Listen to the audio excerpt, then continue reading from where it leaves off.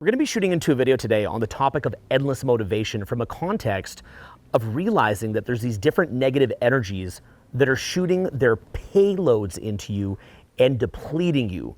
And if you could recognize these different negative energies that are trying to basically impregnate you, if you could see them before they get it in you, then what's going to wind up happening is you have 50 or 100 times more energy, and you get to the point that you don't even need to motivate yourself that much because this is handled just by the sheer volume of energy that you have. So the first thing that I'd like you to do is think a little bit about when you've gone through a breakup, and think about how de-energized you are in a breakup. Say that you miss your ex, and maybe you even broke up with them, maybe they broke up with you, doesn't matter. You're gonna feel like crap for a while, and it's gonna be very, very difficult to focus on a task. It's gonna be difficult to get any kind of momentum. It's gonna be difficult to make the time that you need to get things done because you're sitting there moping around and you're basically just not effective. So that's something that is very, very obvious when it comes to a breakup. You might have also experienced that when you're not sleeping properly. You might have experienced that when you're overworked. You might have experienced that when you've eaten processed foods. It's just anything that is robbing you from time, focus, and momentum, okay? So everything in life that is true progress is going to come from making time, having total focus, and being in a state of high momentum. And so anything that is impregnating you with negativity is a distraction from that. And then now all of a sudden what you're having to do is use willpower to fight through it. So you ultimately can use your willpower to fight through anything. Like if you've been through a breakup, you can power your way through that breakup and make yourself do amazing things. I've done it many, many times. I've made myself, go out to bars and clubs and go meet new people when I'm really, really sad from a breakup and it really, really hurts. And frankly, it actually taught me a lot because it taught me almost how to drive a vehicle with the parking brake on or even with the full brake on, and I just use so much gas that I overpower it. So you could definitely learn a lot from using sheer willpower to overcome all the negative energy that gets shot into you. You definitely can, and there's something to that that's really a powerful experience. I think it's part of life. But at the same time, I think another level to this is recognizing the different patterns of what is hitting your focus, what is taking you out of momentum, what is impregnating you with negativity and distraction, and simply putting up a wall. So I want you first of all to recognize this pattern of impregnation and the way that it's kind of coaxing you open. And this is something that is discussed biblically, this is discussed in many different religions, but it's this idea of the deal with the devil.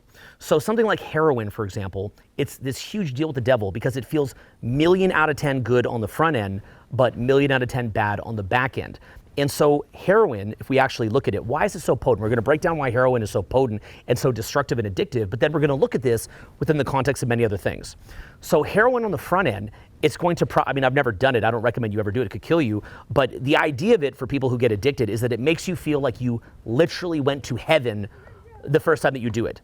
That's why you get addicted on it, right? So it feels really, really good on the front end. So the challenge with heroin on that front end is that the mere fact that it feels so good, it is taking you out of the mental habit of connecting to the process of life itself. It's taking you out of the mental habit of being present to the moment. It's not teaching you how to, it's basically de-entraining you how to manage your own emotions and how to handle impulse control. So, simple example would be, say you go out to a bar or club. When I go out to a bar or club, I don't drink. So because I don't drink alcohol, some of my friends do, I have to do things like, I'm going to say hi to everybody. I'm going to minimize time in between interactions. I'm going to view every interaction as 1,000 out of 10.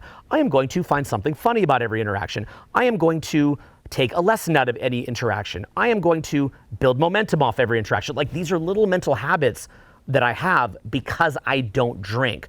Alcohol allows you to bypass all of these mental habits and basically just feel good right away. But of course, later in the night, you're going to feel like crap and you're probably going to go home with the wrong person who you shouldn't. You're going to wake up in their bed and feel terrible. Like, what'd I do? Why didn't you all stop me? Well, because you're drunk. So in the same way, something like heroin, it makes it to where you don't need to do meditation to be present to the moment. You don't need to enjoy the process itself to feel centered. You could just feel centered from that drug. And so if you think about it, if that's you at a core essence, are you connecting yourself in with this drug that's keeping you present, keeping you centered, keeping you feeling good? Or are you connecting to the beauty of life and connecting to the energy of life itself and the process itself? What are you connecting to in your mental habits? So this is the same thing in a breakup, where what starts happening is that if that person feels really, really good, they're being very intimate with you. There's a very, very deep physical connection that's very, very nourishing and satisfying and euphoric. There's different emotional connection that's happening. And so if you're somebody who's very, very self-reliant and you get into an intimate relationship, that could be, for a whole night, or that could be for, a long time, whatever the case, it's in some ways very, very good, and it's part of the pleasure of life. But what it's also doing is it's taking you out of that core centeredness, and it's taking you out of those great habits. Now, what you might have noticed in your different relationships is sometimes they can become what's called a toxic relationship. And let's think a little bit about that standpoint. So basically what happens is that in the relationship, it feeds you something good, And then you've been kind of enjoying the process of life, enjoying being in momentum, having a lot of different friends, having different hobbies, having, a passion with work and things like that. Energy begins to calculate how can it maximize the payload that it's going to shoot into you. And what it will do is it will wait up until the point that it can do the maximum damage to you. And so if it can sense that maybe you're down, let's say that your business is having a hard time. Let's say that you, for example, let's say that by shooting this payload into you, you've been messing up in your business, right? So now you're, getting a little bit behind on your payroll, you're getting behind on expenses. And so maybe now staff is getting a little bit edgy and so on and so forth. Maybe some key players are thinking of quitting. And so what'll happen is right at that point, maybe you're getting hit in the media. This actually happened to me when I was being hit in the media. And so in 2014. And so what happens is it sees, okay, hit in the media, payroll issues, expenses issues, and then it's like, well, if we can get it in now, then that may result in a suicide. So let's try to do that. And then it just goes, it's like it's kind of like a kamikaze mission at that point. And it's like, okay, well, even if it knows that you're going to permanently close, it will try to get in the main payload because it's like a math equation. And it's like, all right, let's go. And it's like, and it just shoots the whole thing in, and you're like, oh, like that. And then you finally do the full ejection and close, but it was able to get in the main payload. And you want to think of it like a vampire bite from, say, Dracula, or like a vampire movie or a vampire book, where what it's trying to do is infect you with that same trauma. So if the trauma is abandonment trauma, then it will shoot you with pure negativity. You shut down, then they abandon you, and then when you're completely low at your lowest point, then they also abandon you. And now if this person had abandonment trauma, they abandon you, and then you have abandonment trauma. Let's say that, let's say it's somebody who hates you, right? They have like a hatred towards you because maybe they were dumped or abandoned or hurt by people like you. Well, but not you personally. You'd never do that. Well, then what happens is then by the time that they shoot the full payload, well, now all of a sudden you might not be a hateful person, but you'll find yourself experiencing emotions of hatred towards them. In my own case, I've had it to where I've never even known what hatred or anger was. I just grew up not feeling that towards people. But you hit a point where, when you're that low down, and then you just get hit with that, and then the person just like totally kicks you while you're down, you can actually start to feel like you're like a lot of anger towards that person, never act on that or never do anything about that. I personally just let it go. But what winds up happening is now they've impregnated you with their trauma. They have done the vampire bite on you. They have now spread that trauma into you. It is something that you now carry within you, and it just sort of is what it is, right? So it's spread, the trauma has spread. And then if you're not careful and you don't know how to release that, then what you see is then people sort of pay that forward, and then they're putting that payload into other people. Pretty crazy stuff, right? It's kind of an intense thing to be talking about. We're just sitting here, up at Olympic National Park. We've got Hurricane Ridge behind us. But, it's a beautiful environment, and this is a heavy topic. But I love covering heavy topics in sort of a place where we can kind of just zone out and just sort of think about it. So it's easy to think about this within a context of relationships because there's such a direct energy exchange and such a direct spreading of energy. And this is why you'll say that if you have clear water and then you have wine, if you pour, half wine into the clear water, it basically becomes this spreading. And you'll see this in relationships where, say that you go into the relationship at a 10 out of 10 in terms of happy, but then you wind up, say, adopting somebody in who's like, has a lot of depression problems, and say they're at a 5, well, by the end of it, you're probably gonna be hovering somewhere around a 7.5, and they're gonna be somewhere also around a 7.5. So it kind of blends, and its energy is kind of taking off of each other. Some people have the belief in the idea of spiritual work that there's actually these incarnate entities, and they sort of take over the human psyche with, like, it's like literally an entity of anger, and it takes over the person because that's the only way that they can get energy. That entity is actually taking you over and running your psyche because it is drawing energy from you. It's a weird thing to think about, but you might have even experienced yourself doing this, where you got angry at somebody and then you kind of piped off on them and then you feel like you got energy from that. But this ideology goes further to say that that energy is sort of like its own ephemeral thing that actually goes into you, hijacks your psyche, and then takes energy from you. So you can see this at a very, very obvious level in certain types of relationships. But I talked about this in the last video. I'd like you to just take this very, very obvious and sort of intuitive example, and I'd like you to extend this onto other things and how it's doing that same kind of thing with you. Okay, so a simple example would be being a social media influencer. I definitely experienced this when I was younger. So I can remember being younger and being very, very wounded. And so as I'm sitting there wounded and feeling like I didn't get approval, I start doing all this different type of content. And now all of a sudden, from like say 2002 to 2005, I built a lot of different skills and I'd helped a lot of people. So now I'm walking down the street and I'm getting a lot of props. On the internet, I'm getting props. In real life, I'm getting props. What's that doing? It's opening me up, right? Then every so often as I'm getting props, somebody insults me, ow! But then it's like, no more props. Okay, yeah. Oh, more people insult me, ow, right? And it's kind of going in and out. Well, what winds up happening in 2005 was the book The Game by Neil Strauss came out. I mentioned this in another video. And all of a sudden, it goes to pure negative feedback. And it was to the point that a lot of my close friends wouldn't return my phone calls. A lot of my connections wouldn't call me back. It created a lot of different problems for me. And so what wound up happening was, later I was able to turn that press around, and we actually made millions and millions of dollars to our business out of it. It was actually an incredibly positive experience. But at the time, what was happening was that rather than me being connected to my higher power, me being connected to the love of life and the process itself, and not worrying about approval, that sort of way to get in, that sort of vulnerability to sort of squeeze its way in, is coming through that little leak of approval. Do you see how this works? So it's like, ooh, fanfare, people like you, you're popular, you're so awesome, right? And then it's like, bam, ow! Then you shoot it out. You're like, okay, I don't want to get my centeredness or energy from approval anymore. But then a little bit more approval comes. No, I love you, baby. I will never turn my back on you. You're like, really? It feels so good. And look at how it's creating lazy habits. The exact same, and here's the main key to the whole thing. The exact same thing that I could be getting from approval, I could just be getting by being present to the moment. I could just be getting from, say, meditation. I could just be getting from my connection to nature, to the universe, to God, to my own expansion, to the process itself, and so on and so forth. I could get all those exact same things. But at an intuitive level, you say to yourself, well, I don't want to be some delusional person who's just happy for no reason. I want to be happy because I'm making an impact on people. And so that positive feedback that I'm getting from people, that's a sign of me making an impact. If I'm making money, well, that's a sign. It means that I'm doing the right thing. I don't want to just be happy for no reason. But of course, money is the exact same thing. And I've had it many times where I'm making really, really, really nice income and my business is prospering and it's going up and up and up. And it's like, oh, I'm rich. And it's one of these things where I'm making more cash. It just feels like it's never going to end. But then, of course, you might hit, say, a recession. So we hit a recession in 2009. Boom, all of a sudden I'm living in a $1,200 a month apartment. And I've had different experiences like this. We had experiences during some of the media stuff where you can't even process money anymore. I didn't talk about that a lot in the past, but you know how they do that, right? That's become kind of common knowledge now.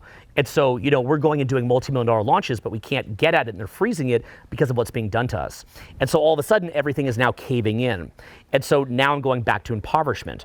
And this has happened to me a number of times. So, I've had like big spurts and then down, big spurts and then down. And then I tend to take cash and reinvest it back in to kind of save the organization to keep people employed. So I've gotten hit really hard because I'll go all in. So I've had it where I'm just crushing it and then down and crushing it and then down. This is why whenever I talk about my authority or credentials, I'll say I've done over $100 million in sales, but I try to talk about what I took from that because, I've had to go up and down so many times. I've had to put my own funds back in it so many times.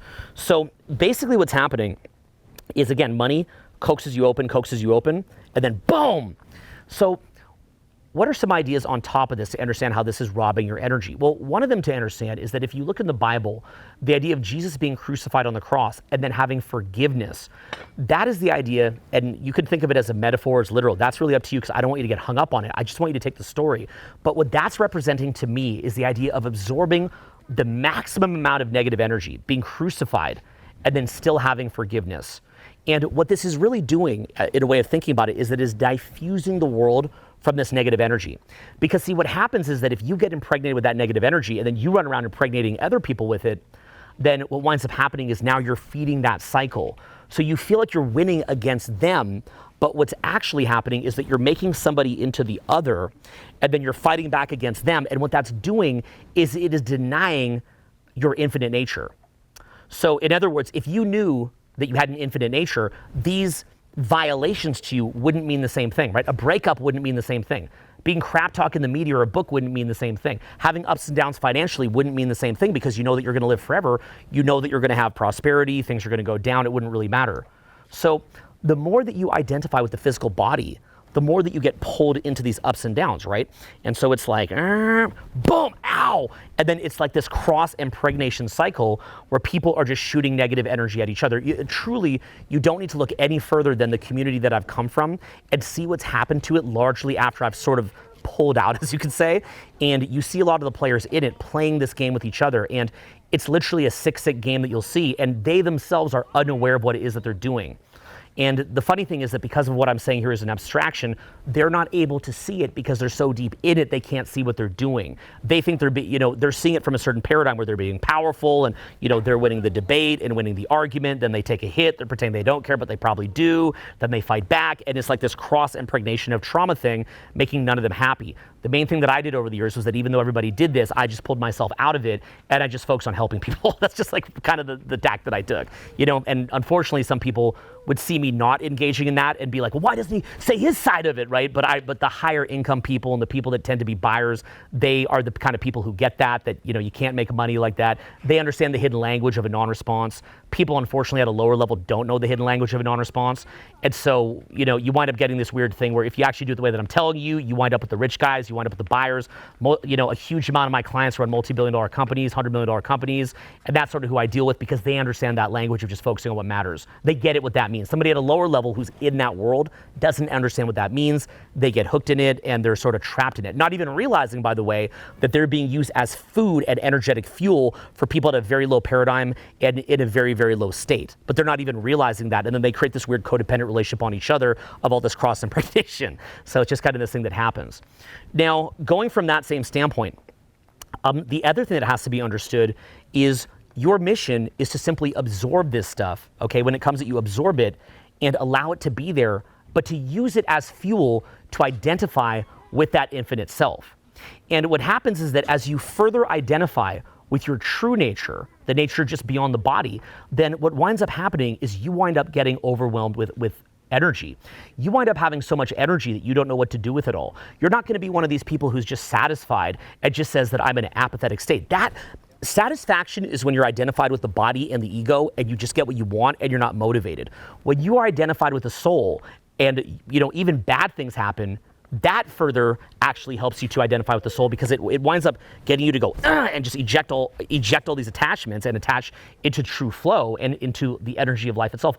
But in addition, even when you have everything from that standpoint, what winds up happening is that you're so overwhelmed with positivity that you just want to go create.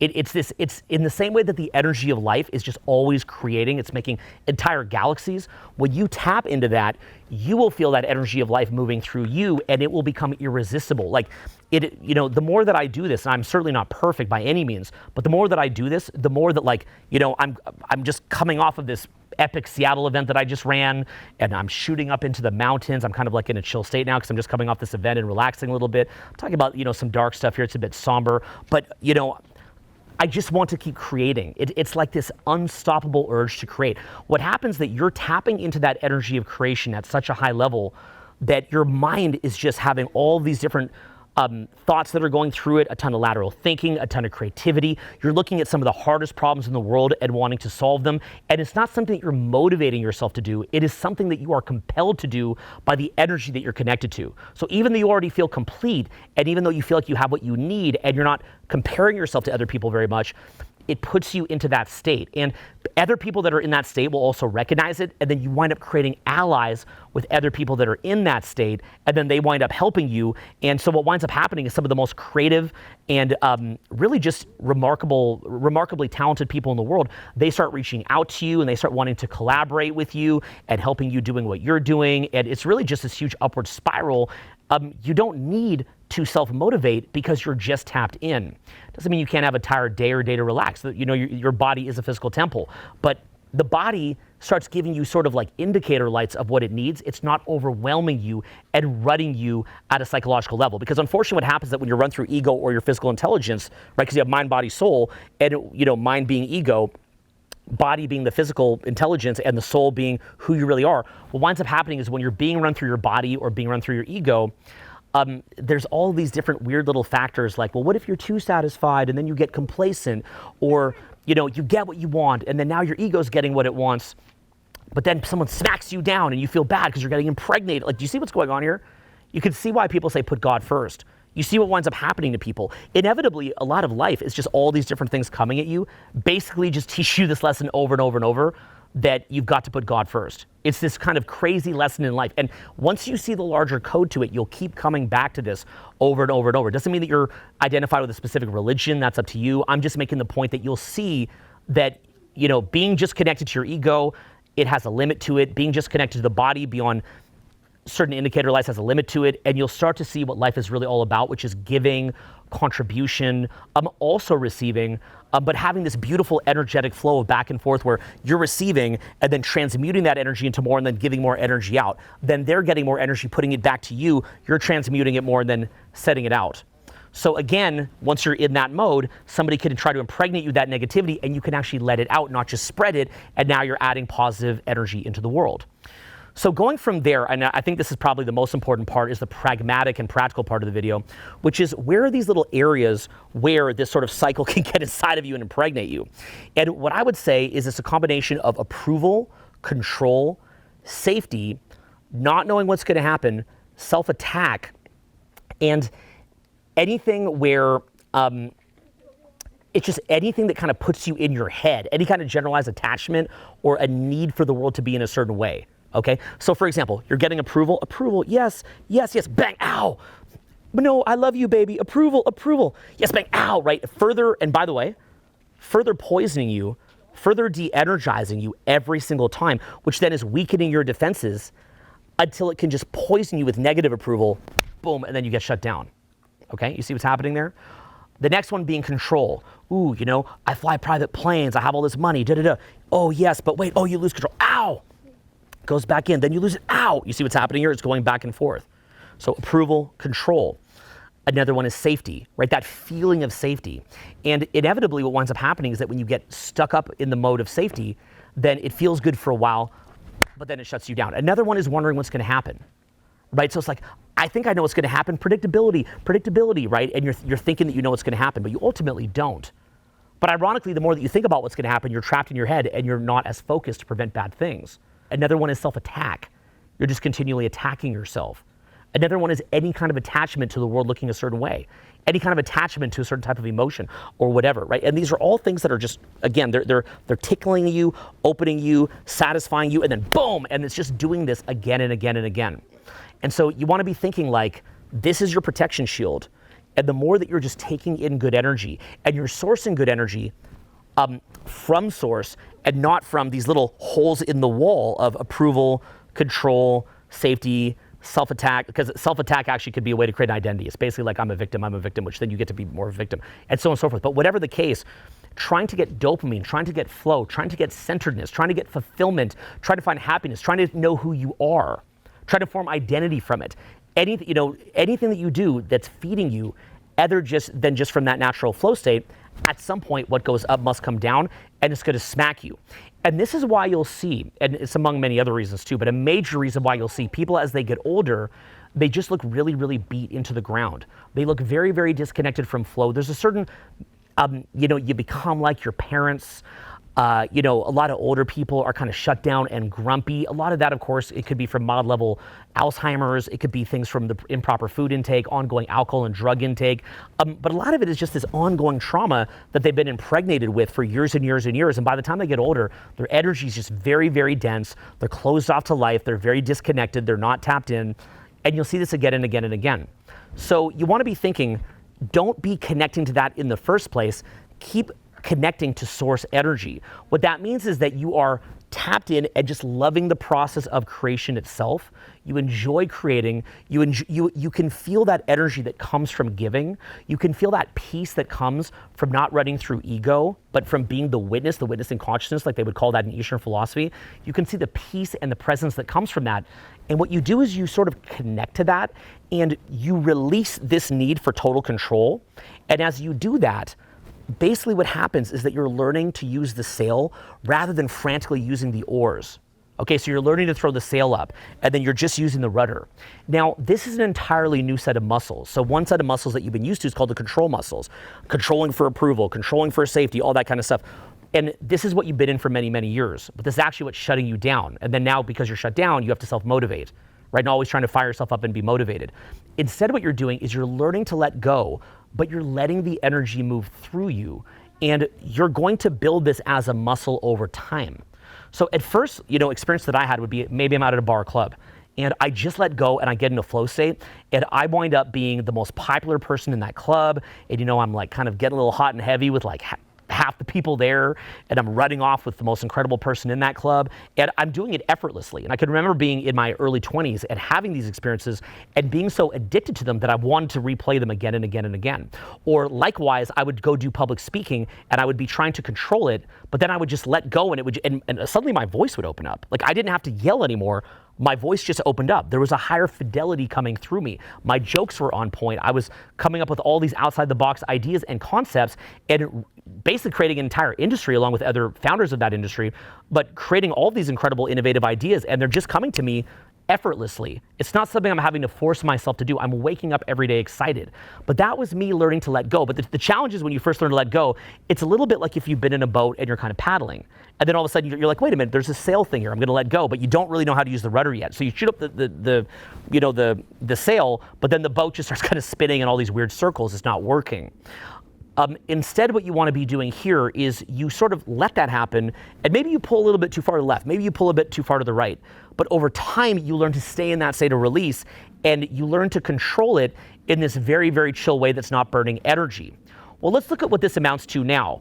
Now you're in a position where you're not getting impregnated with trauma anymore, because basically you're in this entire world where it's almost like whether it's like every food, every person, almost everything is loaded with this energy, it's poisoned with it. And so it's always coming at you. By the way, as you rise up and up and up, that energy loves high profile targets.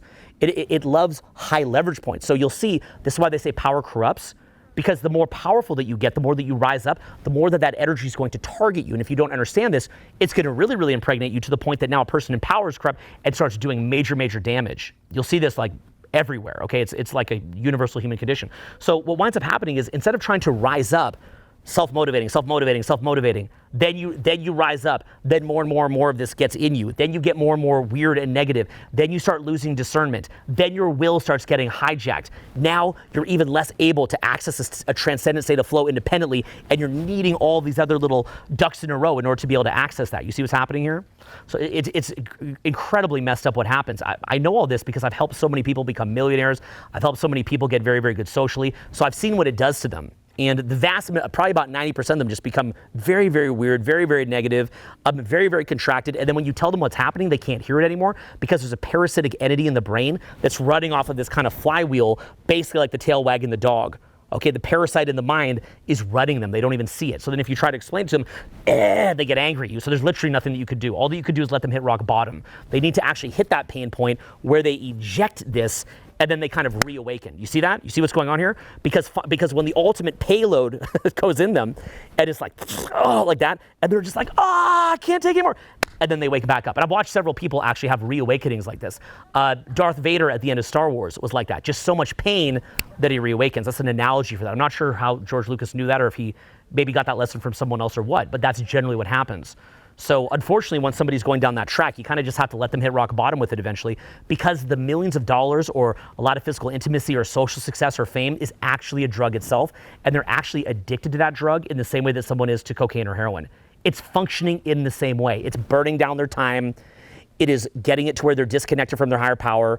It is pulling them in and they need it more and more. They get angry when they don't get it. It's all the exact same functions as a drug addict.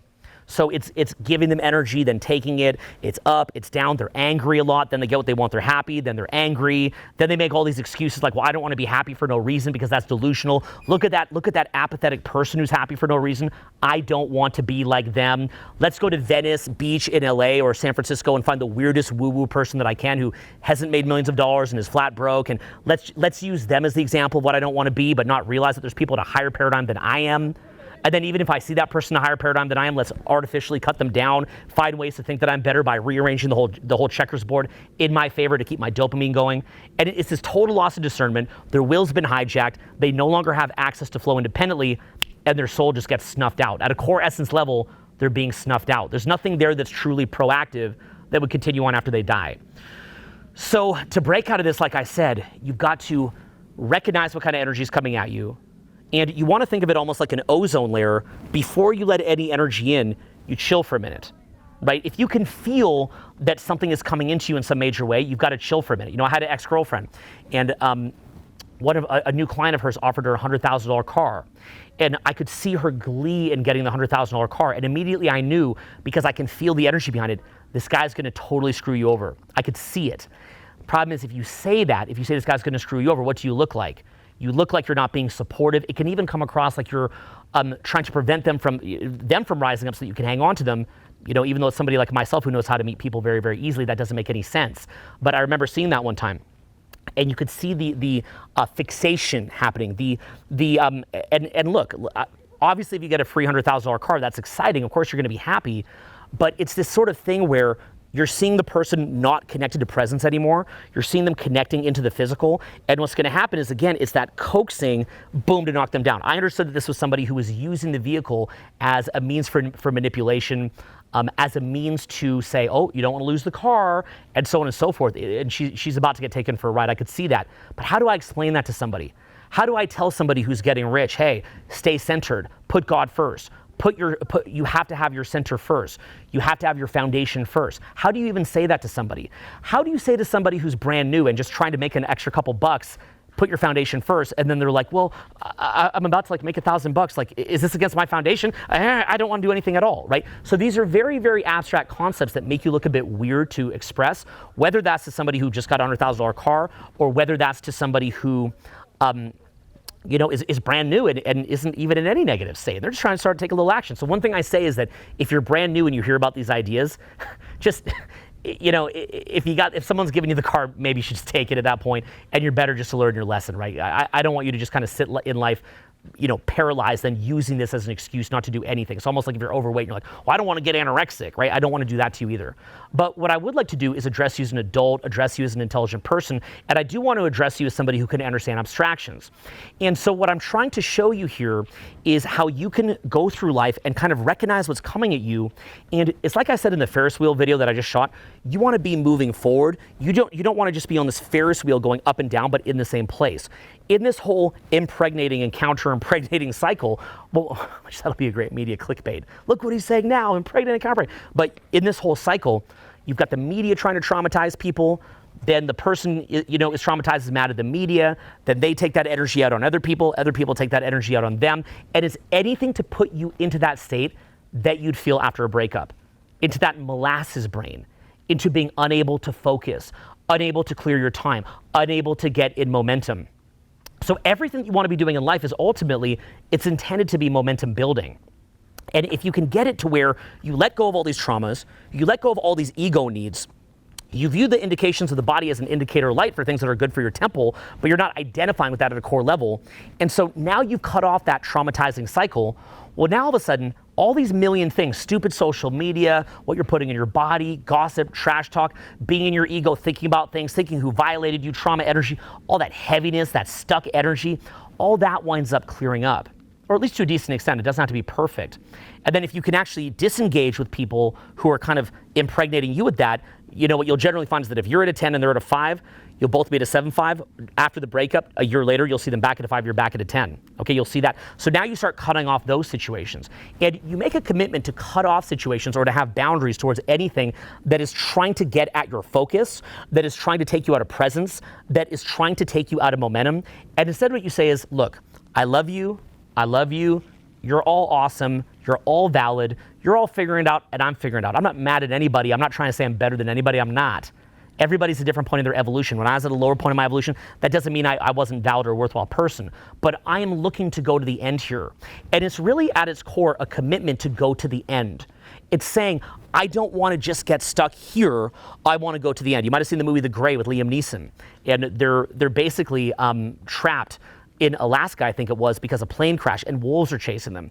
And different people hit a point where they say, you know what, I give up. Just let the wolves come eat me. But Liam Neeson says, no, I want to go to the end, even in the face of certain death and certain doom. I just want to go to the end. That was meant to be a metaphor for life, in knowing that our physical body will die, but to battle through this to the end and to see where it's going to go. So don't take necessarily that easy job that makes you complacent. Don't take that easy ego kick. Don't just get stuck with that partner who just co-traumatizes you, or people that are co-traumatizing you. Don't just watch that entertainment that is just feeding you with negativity and distraction. Make a commitment to say, I want to know what my potential is. Like, how high can I go, not just in what I accomplish or experience in life, which I'm going to talk a lot about that in this series as well, but who could I become? What could I become if I was tapped in? What could I become if I was actually clearing all of my focus, like clearing everything out, the distraction from focus, if I was managing my time effectively, and if I was in the state of high momentum? And what if I were to just focus on the 5 or 10 things that actually mattered? What could my life look like? And if you can do that, truly, your life can become really, really amazing. You can't even begin to imagine right now what your life could look like. And it's not just about you making more cash and leaving people behind for the cash. Rather, it's about your spiritual health and preparing yourself for when the physical body dissolves. So in other words, it's saying, you know what? If the way that you came to this earth was that you came from a beautiful place and you had a temper tantrum and came here, you're saying, you know what? I'm giving up those addictions. I recognize that heroin or crack cocaine or meth is a very, very obvious addiction. I can recognize those as obvious addictions, but there's many, many different addictions that are very, very much the same thing. I release those. I let them go. Whatever is coming to traumatize me, I just release it. I don't need to fight back against it to make these little small egos fighting each other and reinforcing that. I recognize who I am at my core level, that I am more than this. I can understand who I am, what I'm doing here, and who I am beyond all of this. And so you keep moving in that direction. Now, this was a video series so far on the idea of endless motivation. And we're actually, a lot of these are very, very hardcore abstractions. I'm not even sure if I should have begun with these hardcore abstractions. So you get this general idea, but I also want to let you know that there's a lot of very, very pragmatic ideas. And even, recognize that you'll be in your ego at certain points, or, be in your lowest self at certain points, or be in very pragmatic concerns from certain points. And you want to be recruiting those parts of yourself as well as your higher self, because you're going to be in that point at certain times. You want to find your why. You want to be fleshing out different components of your life and understanding it. So we'll be going into that element of motivation as well. But I thought I would crack into this series really just talking about some things that are kind of unique to my own understandings and unique to what I've seen over my 20-year grind of building what I've built, and just seeing myself getting smacked down over and over again and showing you what it was that it taught me. They say that when you get smacked down, the person that you become in the process is worth it, and that was definitely my experience. I wouldn't trade any of my pain for the world, because if all that I got was just more and more impregnation, I wouldn't even know who I am anymore. It's the forcibly ejecting it and having to regroup that really, really awakens you at a soul level and really shows you what is possible beyond your current potential. So if you like these ideas, click the link below, and I'm going to be doing an entire course on this. It's called Endless Motivation. I'm very, very excited to be teaching this to you. I'm going to be putting out a very, very extensive digital content on it in a course, but also actually holding you by the hand and doing some mentoring on it.